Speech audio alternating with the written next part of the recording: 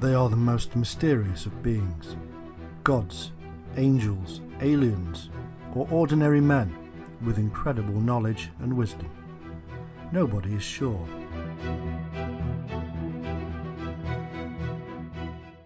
The culture of Mesopotamia is rich and complex. Historians have been slowly unravelling their secrets.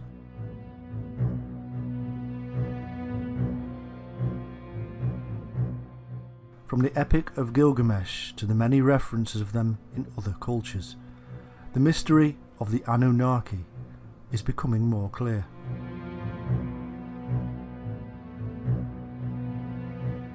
To Western eyes, their ways are strange. Over hundreds of years they have been called gods and angels, and now in our modern age many see them as aliens visiting Earth and bringing great knowledge.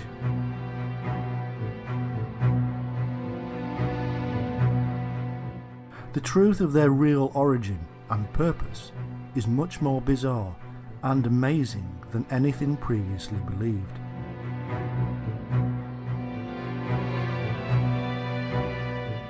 Prepare to witness the demystification of a sacred and ancient past.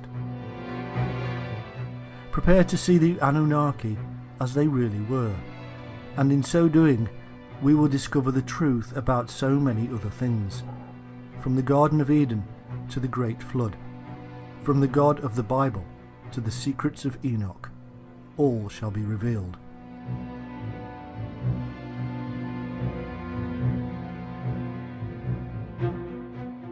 In truth, the Anunnaki are a group of ancient Mesopotamian deities. They are to be found in Sumerian, Akkadian, Babylonian and Assyrian cultures. The exact numbers, descriptions and roles all contradict each other.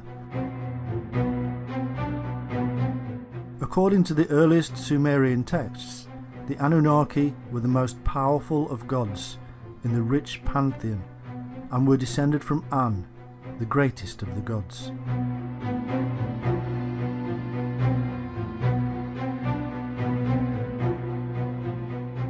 Later, they became the 7 judges who sit upon the throne in the underworld. They remain this way for some time, even in the Epic of Gilgamesh. According to old Babylonian texts, they were gods of the underworld, not of heaven. The name simply means offspring of Anu or An, the sky god, and Ki. The most prominent and probably well known of the Anunnaki was Enlil, who cleaved heaven and earth in two.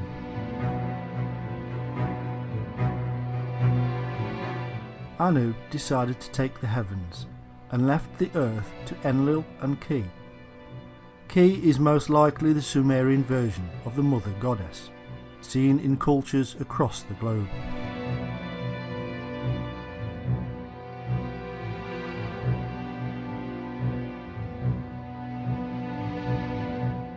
The physical evidence of worship of the Anunnaki is scarce. Most of what we know comes to us from texts. It appears that each of the Anunnaki were worshipped separately in individual cults, and because of this, no evidence of them as a group has been found. No image of them all together. As such, the practices of worship of the Anunnaki is thin on the ground.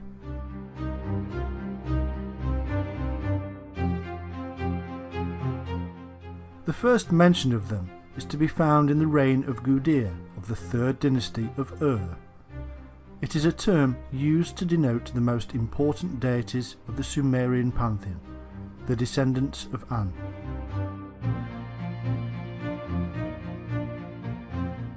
Exactly which deities were members of the group referred to as the Anunnaki is difficult to know. There is no complete list of them that survives. One of the texts mentions 50 or so members of them associated with the ancient city of Eridu, and yet when we read of the descent of Inanna into the underworld, there are only 7. They are judges who condemn her to death.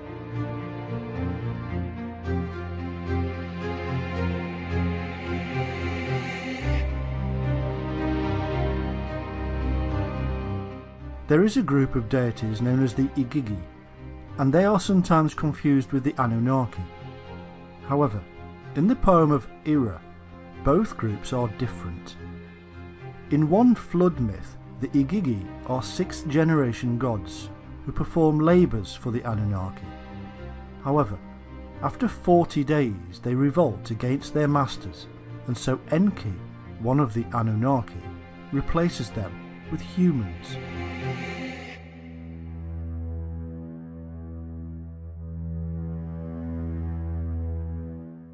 The similarities with the biblical flood and numbers are quite remarkable. It is obvious that Mesopotamian myths heavily influenced or were the origin of much of the biblical Old Testament.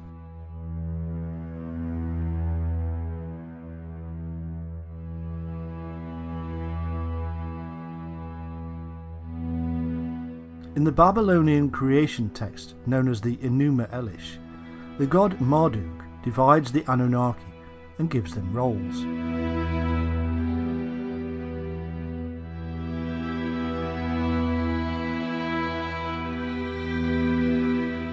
"300 in heaven and 300 on earth." As a thank you, the Anunnaki built Esagila as an abode for Marduk, Enlil and Ea. When they had finished, they built themselves shrines.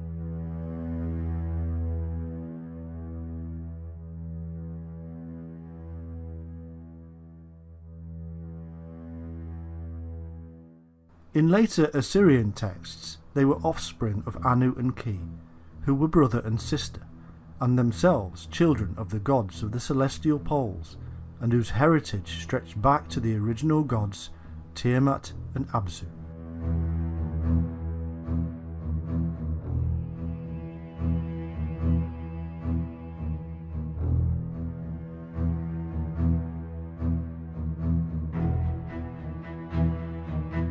Here we begin to see clues to the use of these deities as names for the bodies in the sky, the stars that shine above.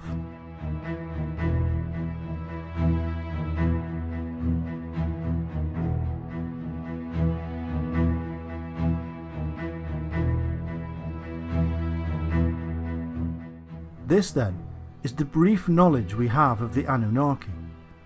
Now we must delve deeper, and to do so we must enter their world.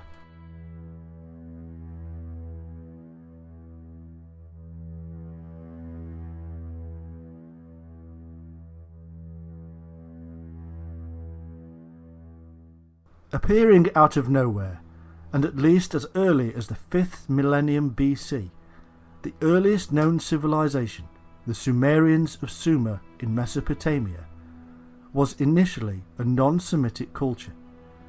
By 3000 BC, and as a result of its sophisticated irrigated agriculture, Sumer flourished as a nation and developed a considerable power base through the development of its numerous city-states like Ur, Erech, Eridu, Lagash and Kish.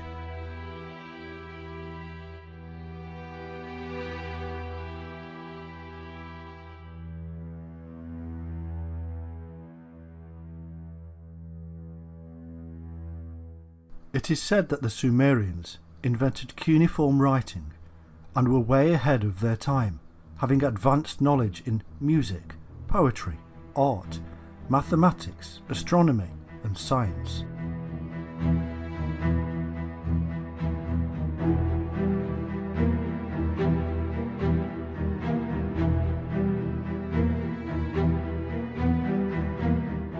For the ancient Sumerians, music was a tool that helped them describe the cosmos.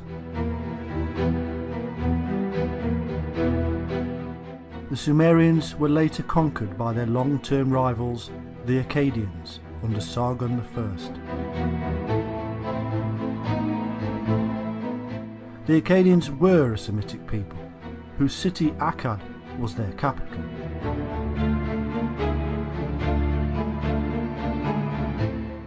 After 2000 BC, Sumeria Akkad declined as a nation and was later absorbed by the expanding empires of Babylonia and Assyria.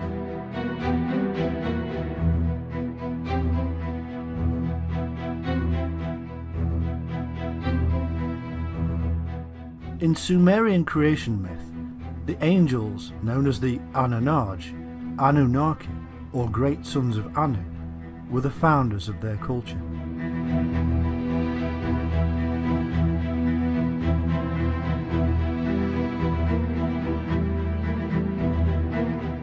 The names angel, Anunnaki and Anakim have much in common. They are indicative of the ancient ancestors who brought the secrets to the rest of the world.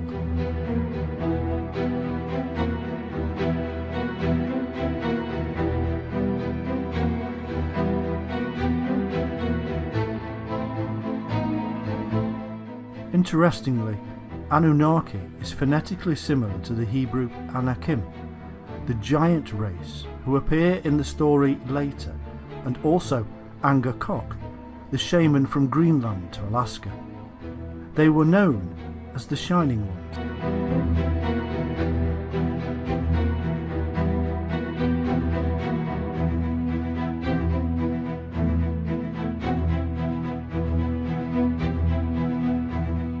The earliest accounts of the Shining Ones can be found in four principal sources. Firstly, in the Sumerian tablets from the Library of Nippur, where they are named the Anunnaki. Secondly, in the Book of Enoch, where they are referred to as angels, watchers, and Nephilim. Thirdly, in the Book of Jubilees. And fourthly, in the biblical book of Genesis, where they are given the name Elohim.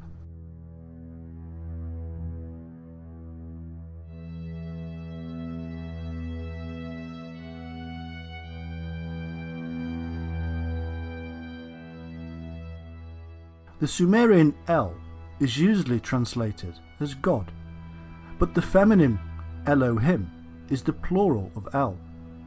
In Genesis, the phrase Ah Elohim is also used, meaning the Elohim.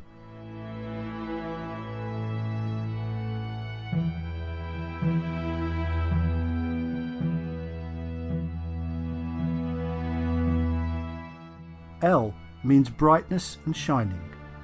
Indeed, the Semitic word El is found in many ancient languages. For instance, the Anglo-Saxon elf means shining being, and so El needs to be translated not as God, but as the Shining One, and Ah Elohim, being plural, should read the Shining Ones.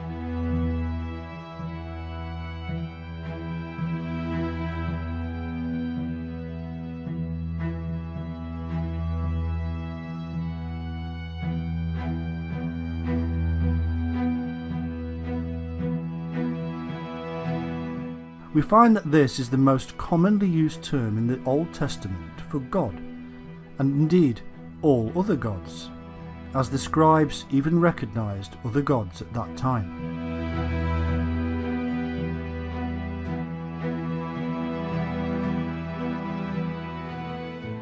The name Sumer comes from Shumer and means literally the land of the watchers. It is none other than the ancient biblical land of Shinar, which amazingly means the place of the Shining Ones.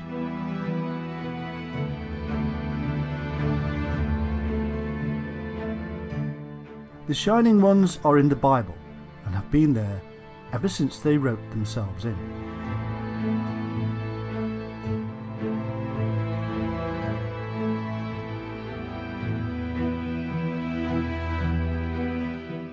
Elohim is usually translated incorrectly as Lord, and if you read the Bible and replace Lord, and don't forget about the added words, with Shining Ones, you will see a remarkable difference. A reading now of how it was meant to be. We now have the shining light of knowledge, spoken of in 2 Corinthians 4:6. The Lord God of the Bible is the light who gives birth to the divine spark of Christ. A pure reading of the global understanding that God was the basis for illumination, the fire, the sun, the light, and heads of those that shine from that brilliance, the source of intelligence itself.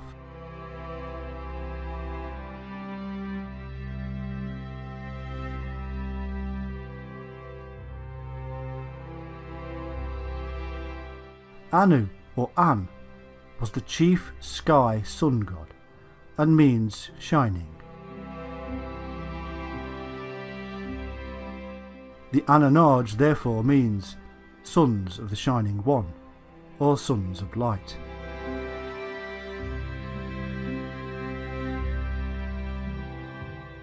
In Ireland, the term for shining was Ain. There may be a connection here with the Tuatha De Danann, the Shining Ones of Ireland, and the serpent cult that St. Patrick had removed from the Emerald Isle.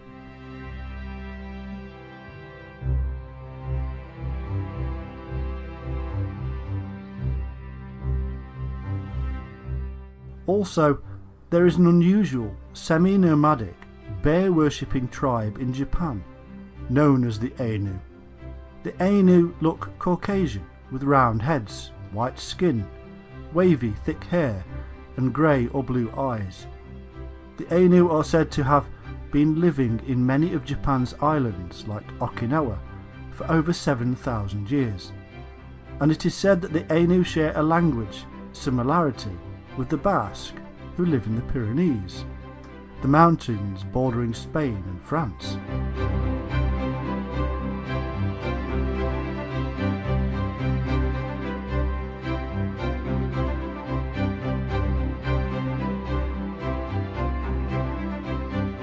Also interesting is the fact that in these Ainu regions a number of stone circles have been found with a slender, upright stone in the centre, similar to those found in the British Isles and elsewhere.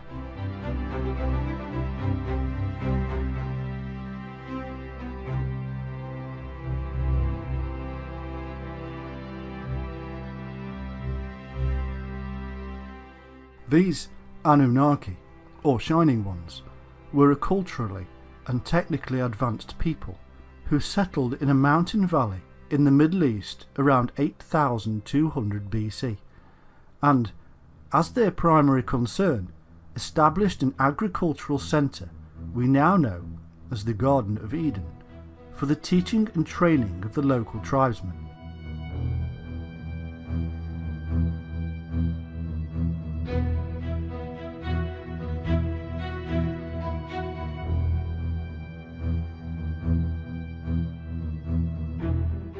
They were described as the shining countenanced lords of cultivation, elevated to gods.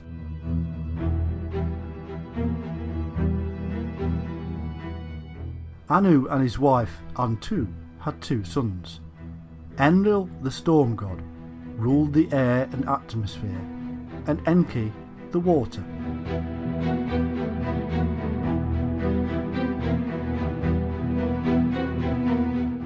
Enki is also the wise teacher known as Ea or Oannes, who led the fish beings that came from the sea, or indeed from across the sea.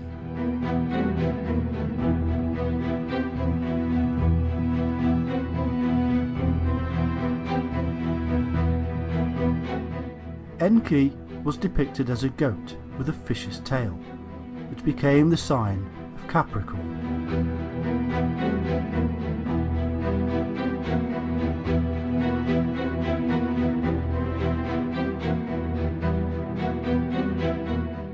Enki or Ea's consort was Ninki or Damkina, and their children were Marduk and Nanch. Enlil, also known as Bel or Baal, and whose patron city was Nippur, later ruled in Anu's name. Ninlil or Ninkar Shag ruled the earth. The early Sumerians described themselves as constantly nourished by the milk of Ninkarshag, the great mother moon goddess. The Syrians knew her as Atargatis, the mermaid.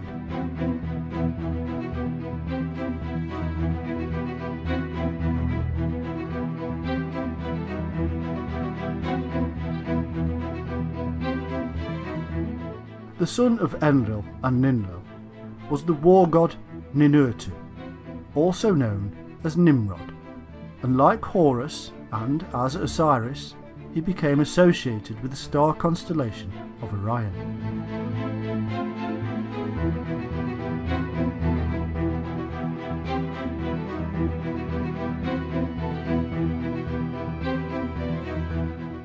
We also have Nana, who was the moon goddess, and Utu, a sun god, also known as Ogmash and Shamash. It was Shamash who later given the 29 laws to King Hammurabi.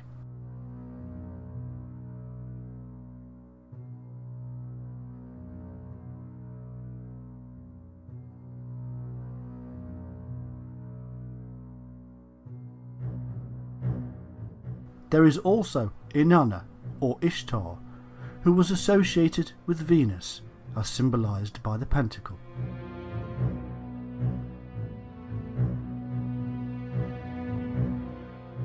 The texts that we have on the Sumerian deities vary.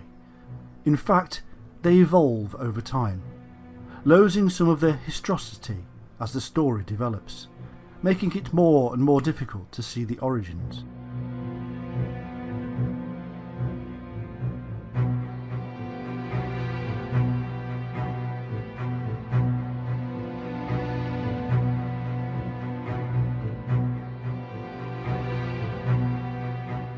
Trying to bring clarity to the tales of Sumerian and Mesopotamian deities is like trying to learn Mandarin backwards. However, due to the names we are given, such as Enki for instance, who is identified with Ea and Oannes, we're being led to cross-reference the Anunnaki with the fish beings, who seem to have come ashore in Sumeria from the Red Sea and the Persian Gulf, and at a time which is now lost in antiquity.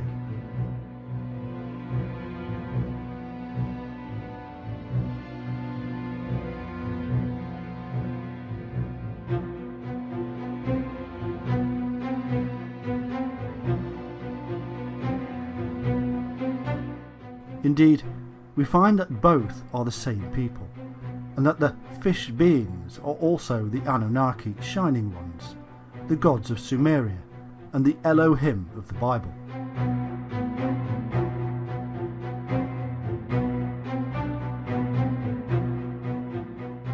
And when we then cross-reference these fish beings with the Neta gods and the Shemshu or Aku, and whom it is said appeared in Egypt from a submerged island, we also have to include the origins of the Hindu Naga serpent deities, who also came from a lost island.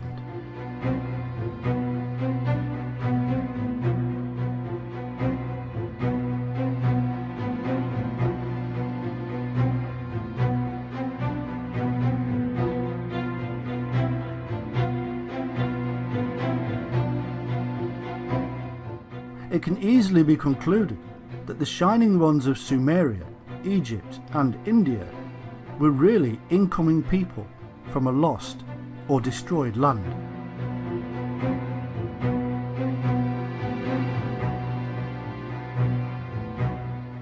These connections allow us to piece together their story and see a little more of the historical territory, much of which has been lost or deliberately hidden from us.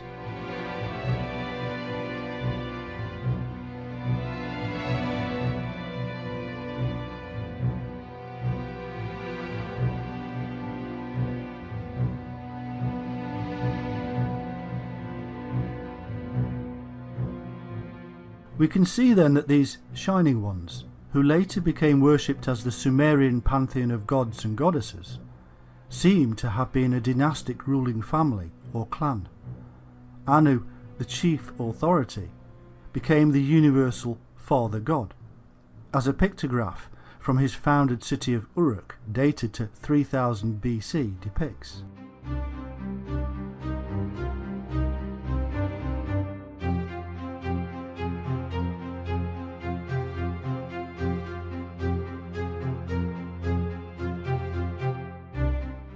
The lineages of all these deities are mixed, with sisters, wives, mothers, fathers, brothers and sons, intermingling and confusing the whole thing.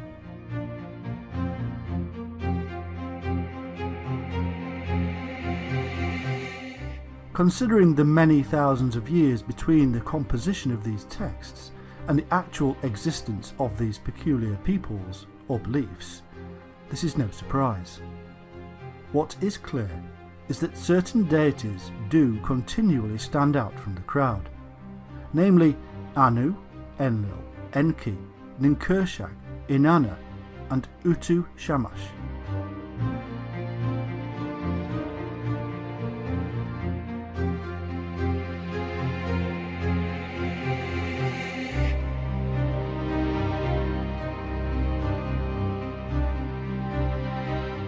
And that the form and structure of these deities would go on to spawn Egyptian, Greek and Roman pantheons for centuries, if not thousands of years.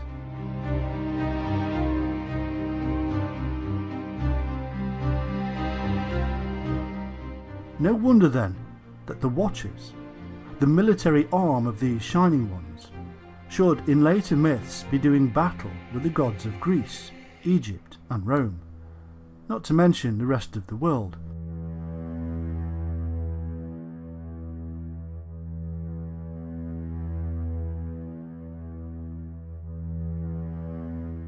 Just as the fallen insurgent Nephilim or Watchers do battle with their own ruling family of Shining Ones in the Bible.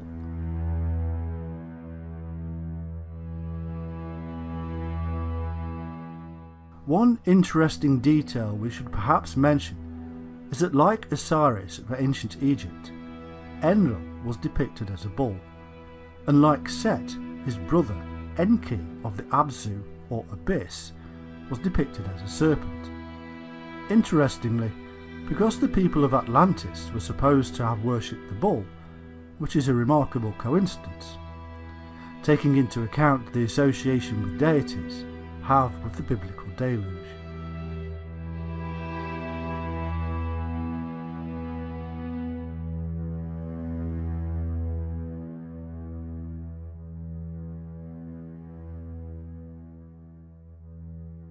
It is said that Enlil, who took over as the leader of the Shining Ones, lived for thousands of years.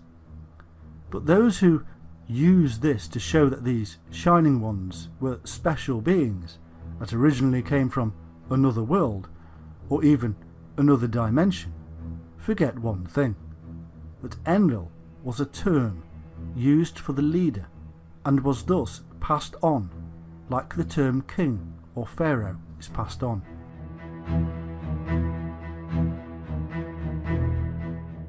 It was also the title of the sun, which of course would seem to be eternal.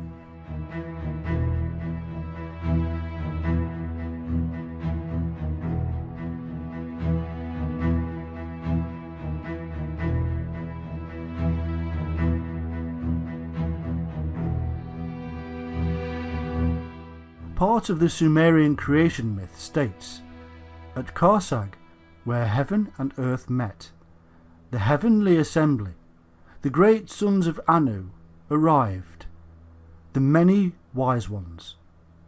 The Anunnaki seem to have arrived from another land across the sea. They brought with them special knowledge, unknown to the previous inhabitants.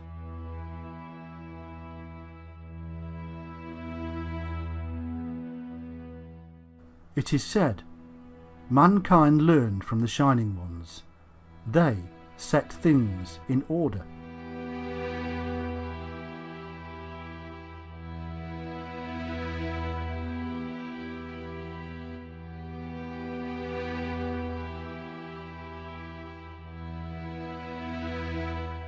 we could ask why they felt they had to set things in order.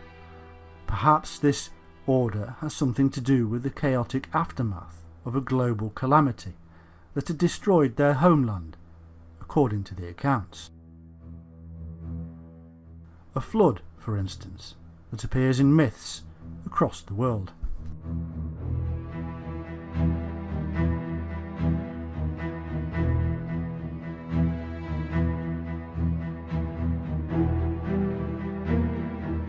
In the famous Sumerian kings list, we are told that the Anunnaki ruled in Sumeria, both before and after the deluge, and that it was after the deluge that they then set kings on the throne to govern the land and rule in their stead.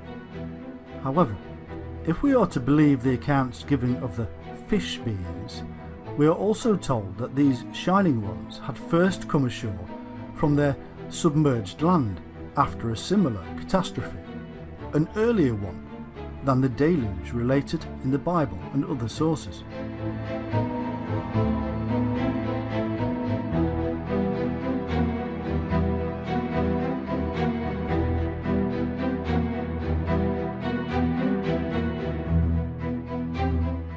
Could these great global flood disasters in fact be bringing together tales of a much earlier flood, and so scientists are searching for the wrong period? It's possible that the Shining Ones knew when these catastrophic events were going to happen and had predicted the deluge, hence Noah being warned to prepare for the event.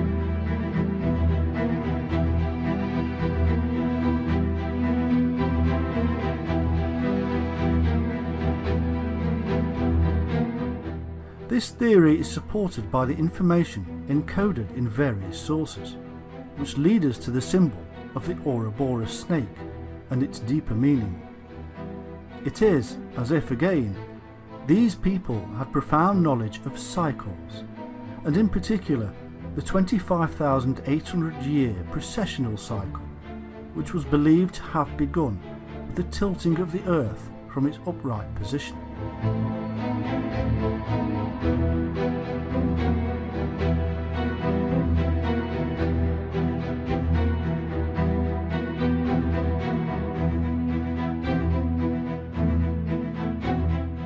It would appear that it was believed that these recurring catastrophes were linked to the beginning and end point of the precessional cycle, linked to the very event that caused the Earth to incline in the first place.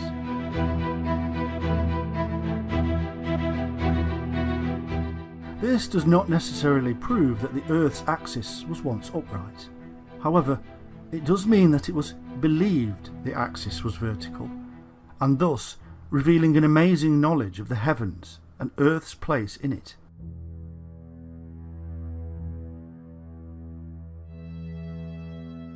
There is evidence that the ecliptic centre was the abode of the Father God, as this was actually named Anu, as well as the Eye of Ra by the ancient Egyptians.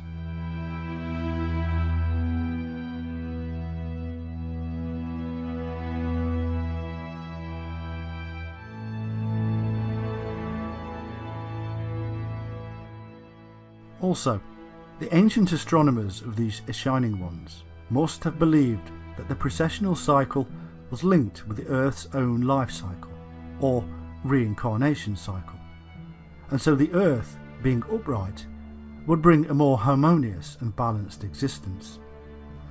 No more global catastrophes, and no birth, death, rebirth cycle. In other words, the Earth, like the spiritual man who seeks to come off and out of the reincarnational cycle, and all cycles for that matter, would have been seen to be in the perfect position and the perfect spiritual condition.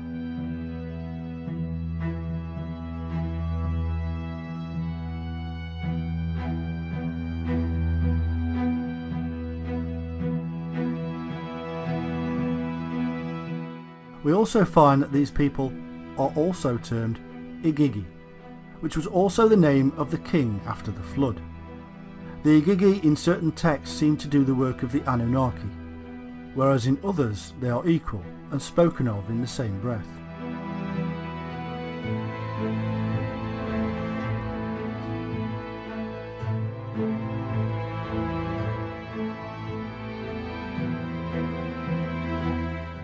the Epic of Anzu, the Igigi are superior in the sense that the Anunnaki are of the Abzu, or the deep.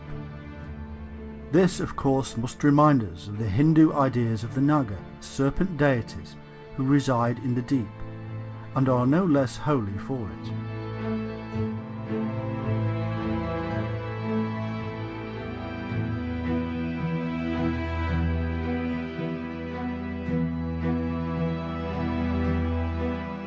In the Sumerian account, Ninlil, or Ninkarsag, Lady of Karsag, the wife of the leader Enlil, asked the Council of Seven to create her in Eden.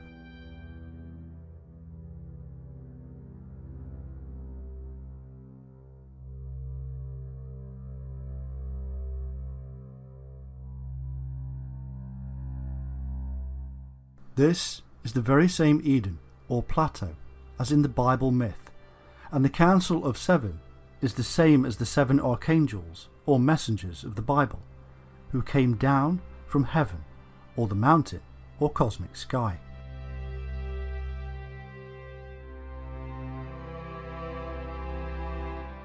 Sumerians referred to Eden as the abode of the righteous ones.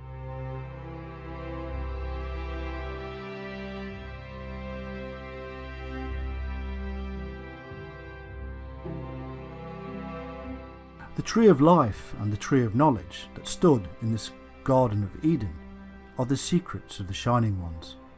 Secrets which will stay with them for thousands of years, to be told only to the highest shaman, adept, priest, avatar or prophet.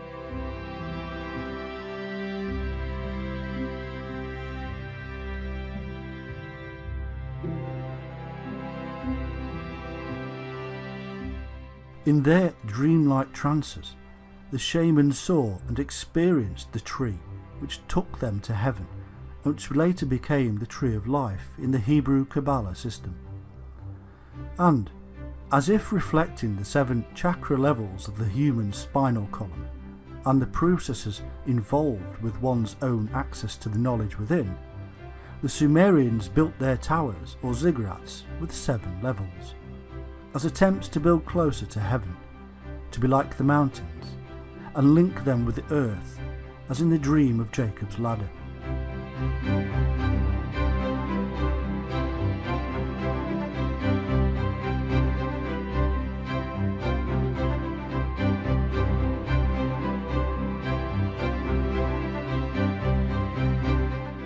It is said that these shining deities also lived at the top of the ziggurat or pyramid, the great house. We now know what the ladder and these temples really stand for symbolically, but was Jacob's ladder a similar construction somewhere in the Near East?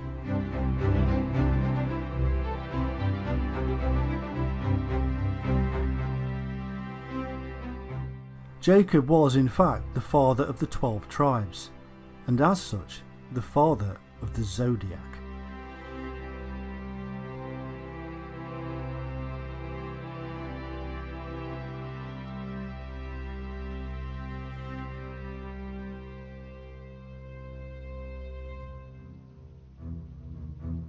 Reuben, Jacob's first son, was Aquarius, hence the reason he was unstable as water. Simeon and Levi were the brothers, and hence Gemini. Judah is the lion, and Zebulun is Libra, the ship. Gad is Pisces, in that it is a reversal of the fish serpent god Dag, associated with Dagon, Oannes, Ea and Henki.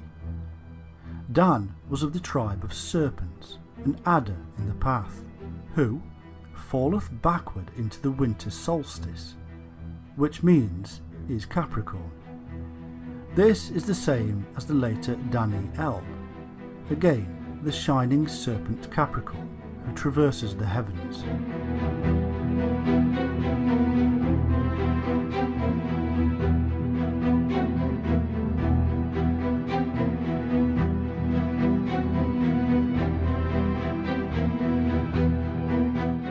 We can now see that most of these myths and stories are mere transliterations of astro-theological ideologies associated with the zodiac, and also the precessional cycle, which can be used as means to find relevant periods in history.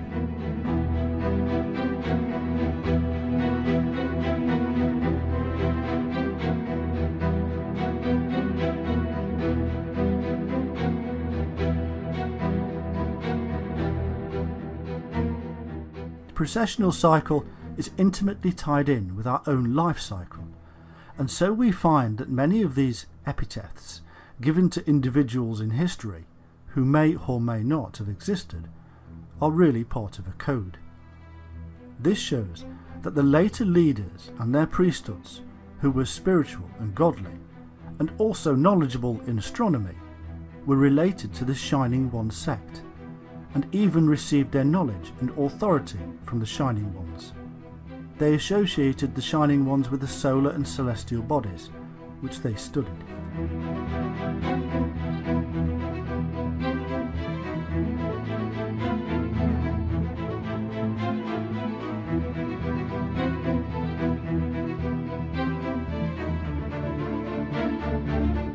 The 7 Shining Ones, or 7 sages of different cultures, later became the gods, in men, incarnated as man, only then to be reunited with the Father God after death. This is basically the Christian myth. It is the celestial bodies being written down in human form, a pantheon of 7 and corresponding with the 7 planets in the heavens.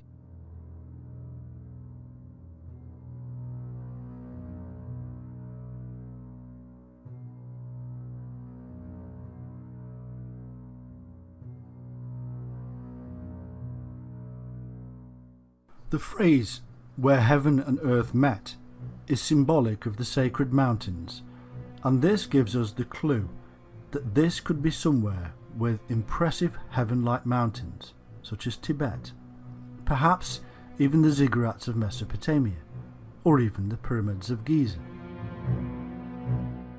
Seeing as these temple constructions are based on the shamanic world mountain,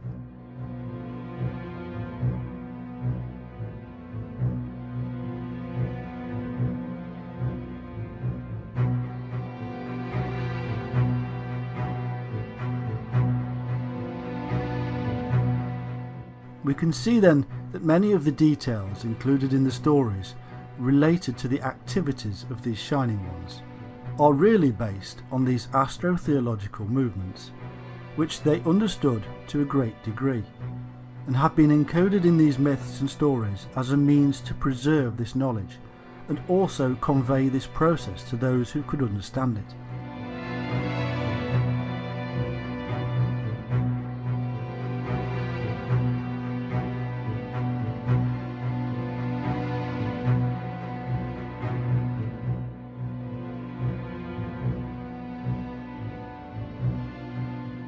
They added encoded information, which also makes these stories somewhat confusing. The story of the Anunnaki is therefore not one just in the remit of Mesopotamia. It is in fact a universal system, observed in the sky, and this is why similarities can be found across the world in ancient cultures.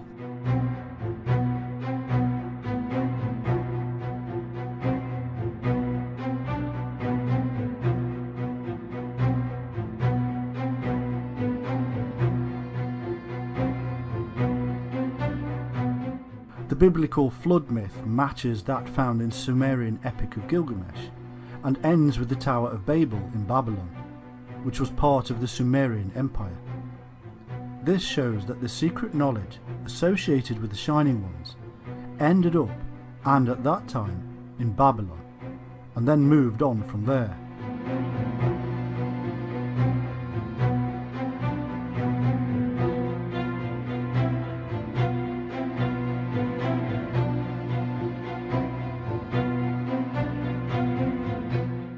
In the search for the Shining Ones, we have come across numerous groups, cults and religions. In ancient Sumeria, we find the Egregor, or Watchers, who are thought to be the angels of the Lord from the Bible. and again the numerous epitaphs given to them tells us they too were the Shining Ones. Enoch wrote about them, in fact for them, in the Book of Enoch, which was later suppressed.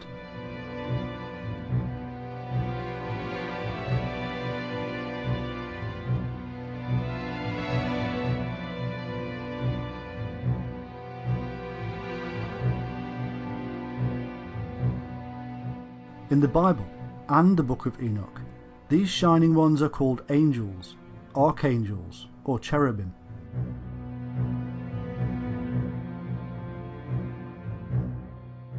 Unless the literature is purely apocryphal, we find that in the Bible, the angel figures are simply earthly men. In the Bible, we do not find angels with wings. There are no original stories of them being supernatural. They are, in fact, quite ordinary. It is always Gabriel, meaning man of God, who informs the people of a coming childbirth. Was he the shaman, the doctor?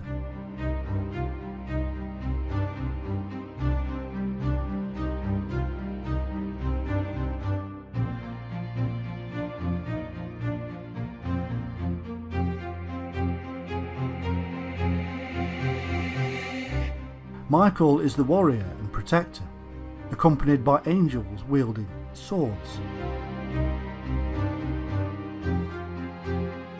Each and every one of them has their own specific duty, an earthly duty. People with titles, angelic titles, as messengers and ambassadors of God, just like the early shaman.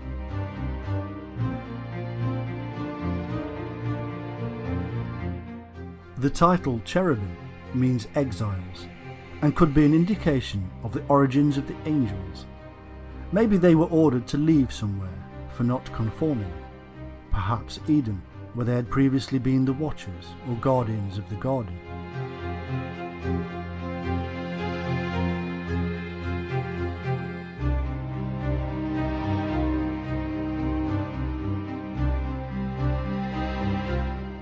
In Genesis 4:16, the land of Nod is symbolic also of the people of Israel, as Nod means wandering. It is not much of an extrapolation to assume that the priesthood were also wanderers.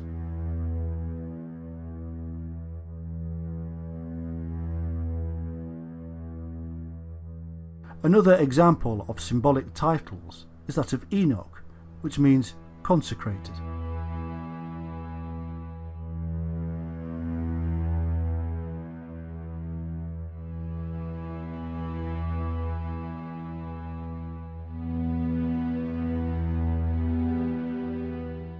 When Cain and his wife bore Enoch and built a city called Enoch, we have the people of Cain being consecrated before God. Enoch, the consecrated one, would later write up the history of these fallen wanderers who spread across the globe as the great Shining Ones, teaching, measuring and building the world's most mysterious ancient monuments.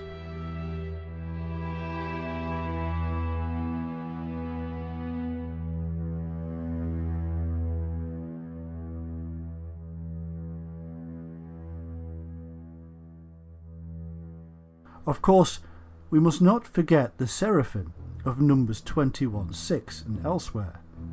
These are not mystical beings. They have hands, a face, legs, but they do have powers from God, because they are in the light, and they have the symbolic wings of the early shaman, the bird of flight, the dreamtime trance ability to fly.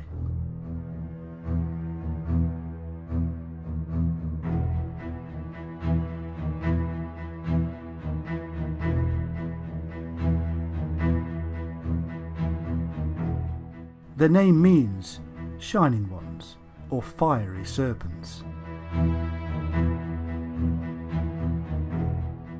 They are enlightened beings via the power of the serpent.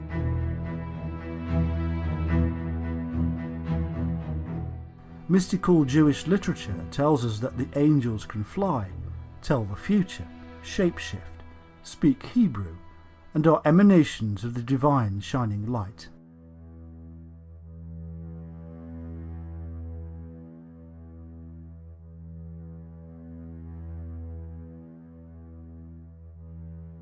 In the Old Testament, God is indistinguishable from the angel or messenger, known as Yahweh. He looks the same and acts as his representative. There is no difference here from the Babylonian, Egyptian and shamanic practice.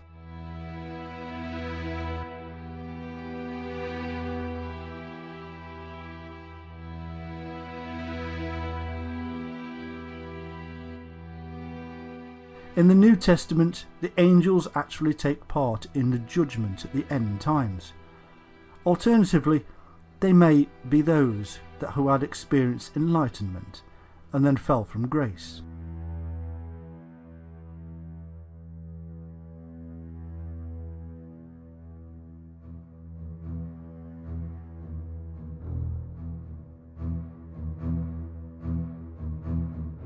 We are told that the Nephilim, or Watchers, began to mix with the indigenous people. These were the angels who seem to have been the military arm of these Shining Ones, and who were initially employed to guard the Garden of Eden.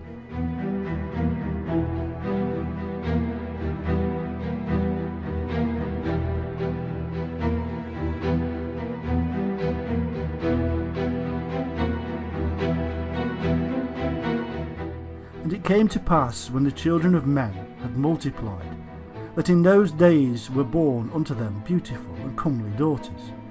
And the angels, the children of heaven, saw and lusted after them, and said to one another, Come, let us choose us wives from among the children of men, and beget us children. And Semjaza, who was their leader, said unto them, I fear ye will not indeed agree to do this deed, and I alone shall have to pay the penalty of a great sin. And they all answered him and said, Let us all swear an oath, and all bind ourselves by mutual imprecations, not to abandon this plan, but to do this thing. Then swear they all together, and bound themselves by mutual imprecations upon it.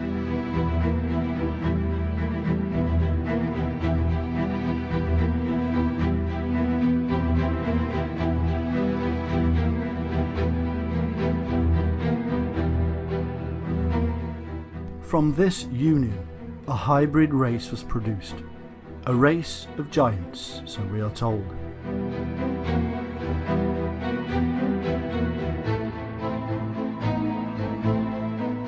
And all the others together with them took unto them wives, and each chose for himself one. And they began to go into them, and to defile themselves with them. And they taught them charms and enchantments, and the cutting of roots, and made them acquainted with plants. And they became pregnant, and they bare great giants, whose height was 3,000 ells, who consumed all the acquisitions of men. And when men could no longer sustain them, the giants turned against them, and devoured mankind. And they began to sin against birds and beasts and reptiles and fish, and to devour one another's flesh, and drink the blood. And then the earth laid accusations against the lawless ones. And then Michael, Uriel, Raphael, and Gabriel looked down from heaven, and saw much blood being shed upon the earth, and all lawlessness being wrought upon the earth.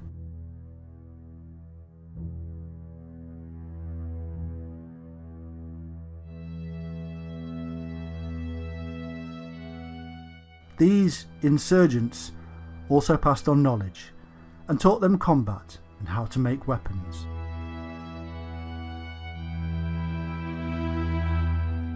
And Azazel taught men to make swords, and knives, and shields, and breastplates, and made known to them the metals of the earth, and the art of working them, and bracelets, and ornaments, and the use of antimony, and the beautifying of the eyelids, and all kinds of costly stones, and all colouring tinctures.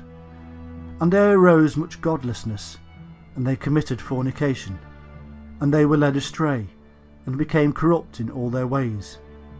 Semjaza taught enchantments and root cuttings, Armoros the resolving of enchantments, Barachgal taught astrology, Kokabel the constellations, Ezequiel the knowledge of the clouds, Araquiel the signs of the earth, Shamsiel the signs of the sun, and Sariel the course of the moon.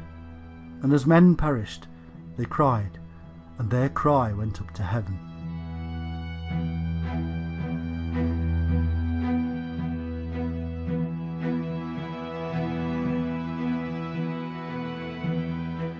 And all this was seen as a violation against a set of laws laid down by the Shining Ones, who were possessive of their knowledge.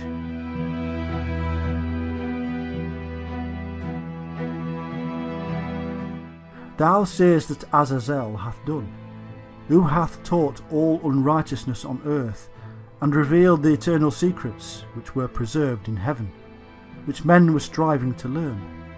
And Semjaza, to whom thou hast given authority to bear rule over his associates. And they have gone to the daughters of men upon the earth, and have slept with the women, and have defiled themselves, and revealed to them all kinds of sins. And the women have borne giants, and the whole earth has thereby been filled with blood and unrighteousness.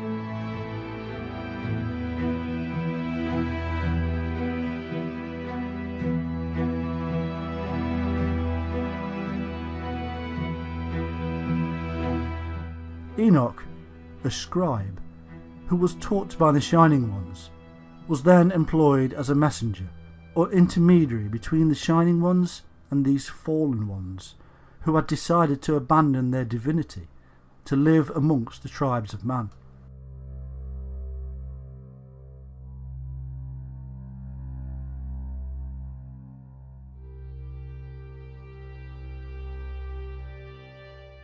Enoch was then sent to tell the insurgents that a severe sentence had been passed on them, and that they were soon to be punished.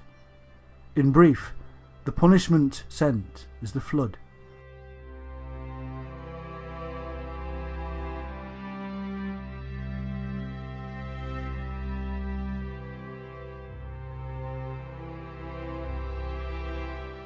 It is as if the Shining Ones wanted to wash away the sins of the earth that had been created by their own kind, the fallen ones.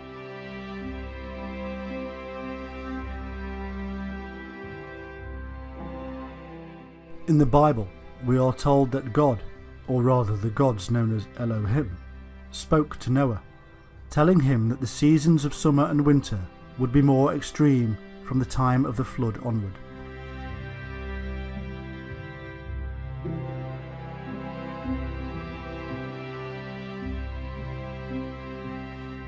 This both supports and is supported in turn by the book of Enoch, which states how, in those days Noah saw that the earth had sunk down, and that destruction was nigh.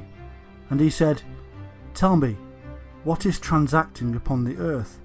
For the earth labours and is violently shaken.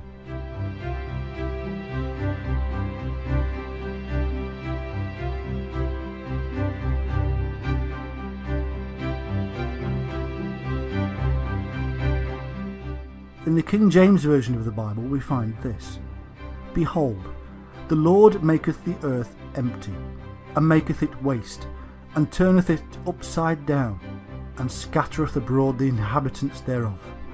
The earth shall reel to and fro like a drunkard.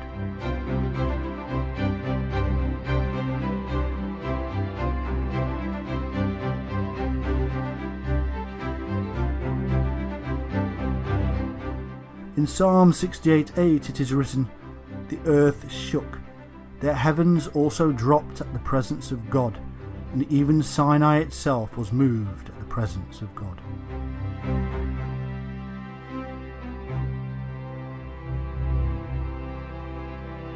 The heavens dropping would mean that to the observers in the Sinai region, the earth beneath their feet was tipping relatively upward and northward. In his written book, Timaeus and Critias, Plato describes an awful catastrophe in which the earth moved forwards and backwards, and again to right and left, and upwards and downwards, wandering every way in all 6 directions.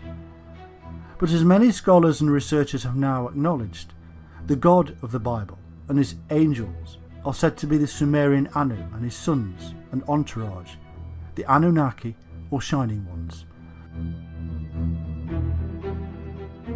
who are reported to have landed in Mesopotamia and there created the Garden of Eden. And so we must now draw a conclusion. When we first started out in this task of discovering the Anunnaki, we found a complex and mystifying series of tales that seemed to make little sense.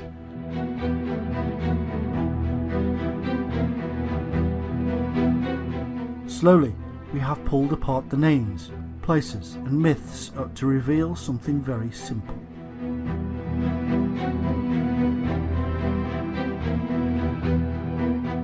Many thousands of years ago, something catastrophic occurred, and a highly knowledgeable and wise people fled.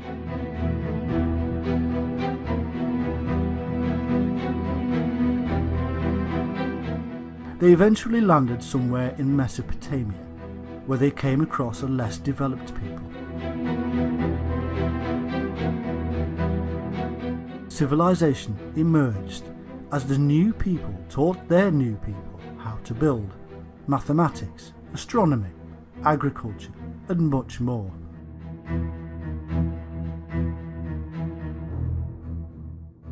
Their wisdom was so great that later generations would call them gods and angels.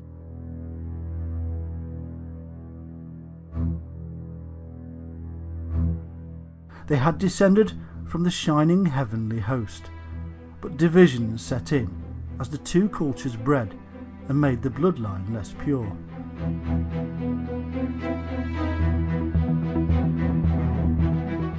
The Watchers, who had gone bad, and the Shining Ones, who were not happy. In a simple tale that has become very complex over vast periods of time, in our age it is being confused yet further by the addition of extraterrestrial origins for the Anunnaki. There is, however, no need for such imaginings. There is simply a need to understand the time, culture, belief systems and mind of our very human ancestors.